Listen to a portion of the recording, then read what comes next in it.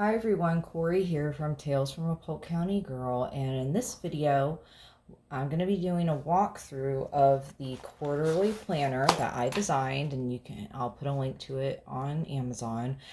This is the stacked books cover. It is a 3-month, months all up front with a week on 4 pages. The pen case I have is just one of these elasticized ones, and all it does is hold the 2 pens I use mainly, which is a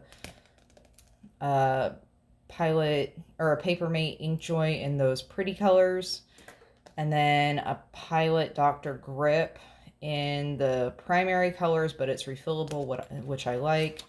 I do keep a yellow highlighter in here, as well as the refills for the Dr. Grip pen, because they just run out of ink quickly on me because I write so much. And this just slides onto, because it's such a thin planner, I just slide it over the entire planner, and that's how it travels. So let's get it. Let's start the little walkthrough. Now you'll see I have a post-it here for December and a post-it here that says weekly. I just move the weekly one from month to month. Yes, I could have put tabs in. Didn't feel like it because I was only going to be using this planner for 2 months. So when you first open it up, that's something I need for the other one. So the front page looks like this: quarterly planner, the 3 months, and then I just added post-its because you can never have enough post-its. And then this is another tracker thing you don't need to worry about. And then I tried writing down at the bottom of the copyright page, what are the things I like to do both in the morning and the evening. I recently made this, and I need to, I have a second one for my 2026 planner, and I need to put it in. And this is, the 4 project areas that I try to focus on: a writing project, and knitting or crafting project, a house project, and a garden project. And ideally, I would only have 1 project per square. But I know me, and I always have to have, because sometimes I can't work on this project, but I could work on this project. So, if I can't work on my cousin-in-law's baby blanket, because that's big to haul around or not as portable as dishcloths, I can just work on dishcloths, that type of thing.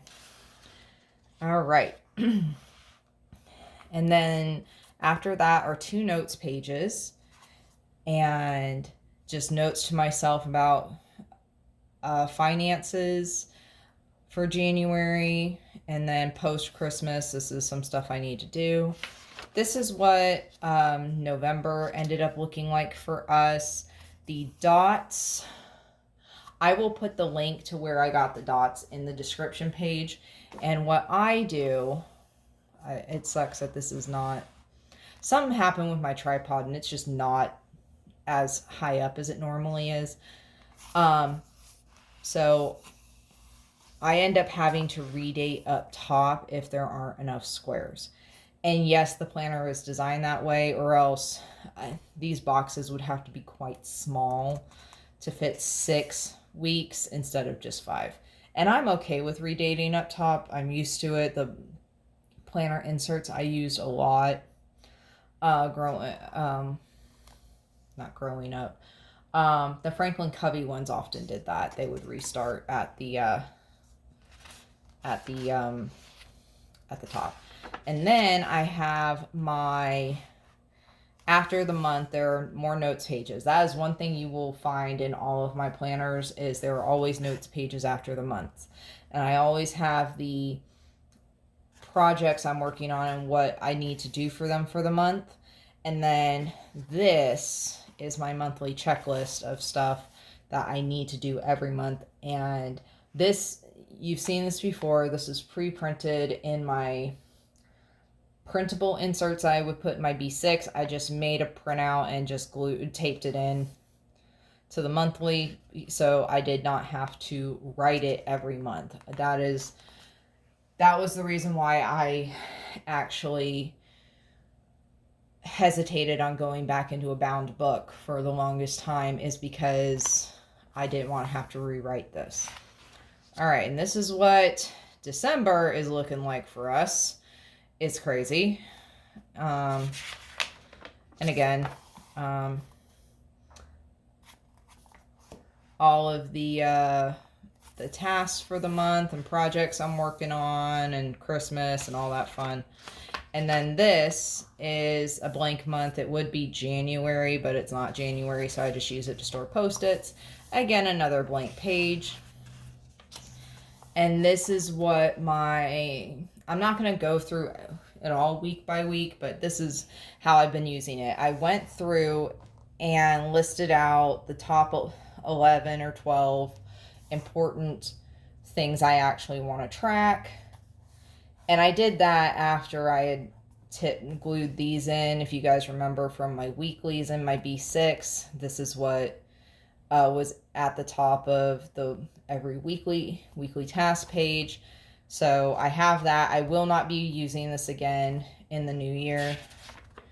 And then this is just what it looks like. I use my planner more as kind of like a tracker and a memory planner, and to track stuff that I'm actually looking or wanting to do, like my knitting projects, my writing projects, my word count, all that stuff. So yeah, that's just what this has been like. And I will say, I have enjoyed, so this is the current week, actually. No, this was last week. This is this week, haha, because that's where the weekly thing is. I have enjoyed having the larger boxes. So let's flip to next week. This is what next week looks like. And then into January, I have January, the last week of December, into January here, but I also have it set up in my 2026. And then again, this is what it looks like blank.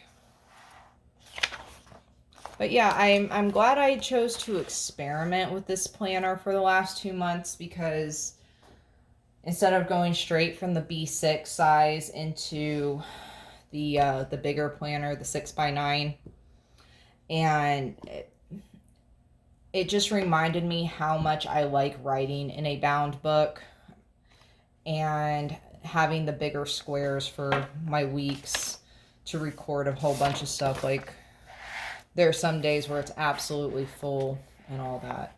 So yeah, this has been working out great, and I've enjoyed it, and I look forward to using the next one next year, and that walkthrough video is coming up soon. So I'll see you guys in that video. Bye.